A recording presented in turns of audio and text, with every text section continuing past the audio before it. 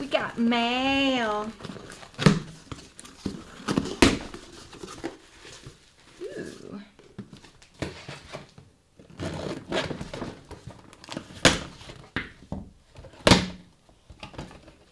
This does not look keto.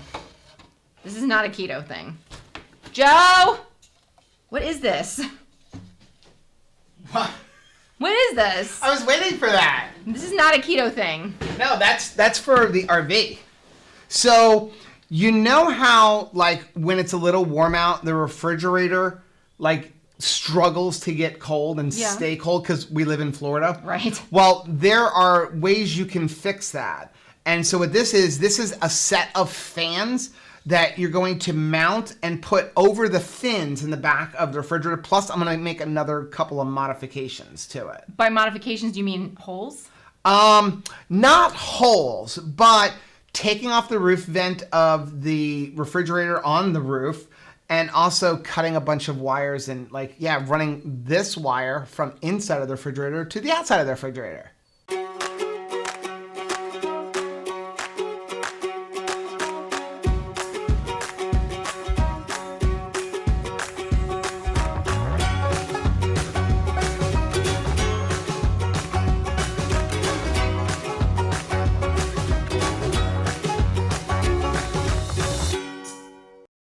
Rachel. And I'm Joe. And we're two crazy campers. After losing a combined weight of more than 200 pounds, we realized we had so much more energy for activities. Come along with us as we explore the great outdoors. And join us on a brand new adventure. Welcome to our keto studio. Yes, hello. So this just came in the mail, obviously, because Rachel opened it and she wasn't supposed to. I thought it was a little mini stove. So this is a set of fans that you're going to mount on the fins of the refrigerator. And this is actually from a company called Cooling Unit Warehouse. I'm going to leave a link for it down below. And this is a little different than like some of the other ones. So I actually have some other computer fans that I'm going to mount in the roof. So I'm going to go up on top of the roof of the RV and I'm going to take off like the exhaust unit. I'm going to mount 2 or 3 fans up there. And the idea of those is to suck the hot air, because the way this works is the way your refrigerator works is it heats up ammonia and then you're going to have a heat exchange.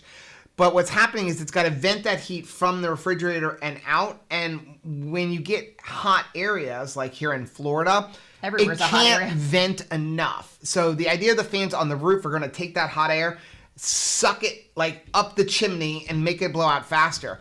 And what these are going to do is they're going to blow onto the fins inside to aid in the cooling and also circulate that cold air in there. This little thing is going to do all that. Yeah. When you're done, you're going to probably notice anywhere between like a 3 to 7 degree temperature difference in the refrigerator. Like right now, our refrigerator struggles to stay below 40 degrees. Yeah. And the freezer struggles to stay like somewhere around 6 or 7. So the idea is going to be put all this in, run it, and see how it goes. Now, I could put those computer fans inside as well, but they're kind of bulky. They're about this thick, and they also don't have these little guards. So I'm excited about this because it's got a little on-off switch, and also it's got some LED lights to light up the inside. How cute. So you, I know, don't want anything to do with this. I don't want to see this. So I'm going to head out to the RV. I'm going to start on the roof, and then I'm going to put this inside, and then I'll show you guys how I'm going to attach everything, because I'm going to put another hole in the piece on the refrigerator so we can have a little switch to turn it off and on if we don't want to like drain down our battery when we're boondocking. Be careful. So we're up here on the roof and this is the vent cover for the refrigerator. I've already unscrewed it, we've taken it off, and Anthony and I have already run this wire. We used a fish tape, and I'm glad I'm actually doing this because I've noticed a couple of cracks here in the TPO. There's one right there. There's another one right there. So I was going to just kind of feed it through, but I'm actually going to cut this off and we're gonna reseal all of this. So let me show you what I did. I have the 2 fans zip tied to this rodent screen, then their wires are running this way, connected over here to the 2 wires that ran down the back via butt connector, and then everything is zip tied up here so the wires aren't dangling down. And I actually have enough room for a 3rd fan over here if I wanted to move this one over. The whole goal of this is to take the hot air that's down like in this vent area and suck it up and blow it out this upper vent quicker. And I temporarily have this connected to a 12-volt source, and it is definitely working. Let me take my little key tag here and show you. Look at this. That is definitely blowing everything around, and I think this is definitely going to help get that hot air out of there a little bit quicker and hopefully give us a little bit better temperature on the refrigerator. So we're inside of the RV now, and I have pulled off the control panel for the top of the refrigerator, and what I've done is I've snaked this yellow wire down the back of the refrigerator to the outside, which I'll show you in a few minutes. Now this wire is actually going to be used to pull all the wires, which I'm waiting for. They're not here yet. But in the meantime, I have to do something else. So here's what I'm going to do while I'm waiting for the wire to be delivered. I have the control board for the refrigerator here. Now this comes off super easy. I literally just took my fingers and like pried behind the plastic and pulled off gently. Didn't take any tools or anything like that. It's like two little plastic clips that hold it on. Now on the back, you're going to see there's one little control board and there's one plug that plugs into this and it just disconnects. It's super easy to take it apart. Still, Rachel has no idea that this thing is in my hands or that the refrigerator's been taken apart. I kind of have the attitude of it's better to ask for forgiveness than permission in this kind of thing. Because this really needs to be done. She just doesn't want to see the process of it being done. But anyway, here's what we're going to do. I've got the control board. I've got this fan switch that I bought on Amazon. I'll leave a link for it down below. I want to say it was like $5 or $6. I'm going to use my Dremel. I'm going to cut a hole in this control board plastic. There's plenty of room behind here on the refrigerator. And I'm going to mount this in there and then connect everything to this. Now you may be wondering, why am I hooking a switch up to the fans? You should want the fans to be running whenever you're running the refrigerator, which I do. But what if you're dry camping or you're boondocking? You want to have as little draw as possible on those batteries. So I want the ability to turn off the fans if I need to. So it's real simple. It's just a little toggle switch. It's going to look really cool when it's done. I got a blue LED on here to kind of match all the Furrion stuff, but they do have multiple colors. So I'm going to grab my Dremel and I'm going to cut a hole in this plastic and hope I don't screw up.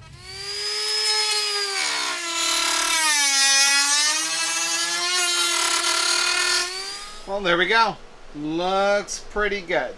So we got everything ready. We're going to take the wire and we're going to run this down through the drain tube and hopefully it gets to the outside. Okay, wire's through here. So we're going to go ahead and wire up the fans inside and then pull everything back to the switch. Before I run the other wires, let's go ahead and test these fans and see if they're actually working. Okay, let's take a look at the inside of the refrigerator. So I had run that red wire for the power through the drain, but it turns out I don't need it because this white wire is long enough to go all the way to the back of the fridge, so I just use that to snake it back through. Then they've got these two pieces here for the fins, and they give you some Velcro, and you're supposed to put the Velcro on a fin over here and then a fin over here, and then you're simply going to kind of put it up there and then do one on the other side. I'm gonna have to put that on the camera because I can't do this with one hand. Okay, so there's two switches over here. This outer one is for this fan here. This inner one is for the other two fans. We're just gonna leave those on since we have the other switch up top. And there's also a switch up here for a light, which I don't need because there's already a good light in the refrigerator, so we're just gonna turn that off.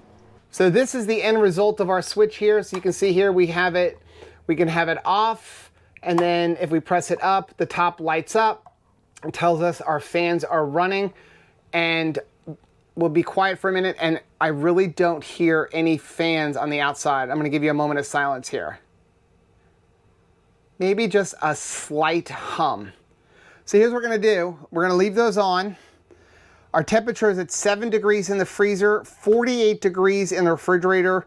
And we're gonna come back and see if they make a huge difference. Right now it's going up because we had the refrigerator open for a long time. So we've left the refrigerator for about 4 hours. The fans are not on. I wanted to bring it up to like the normal operating temperature. It is 94 degrees outside, and this is the coldest that we can get it right now. 7 degrees on the freezer side and 46 on the refrigerator. So what we're gonna do is we're gonna go ahead and turn these fans on, and we're gonna let it sit for, I don't know, 4 hours and see if we can bring these temperatures down a little bit more.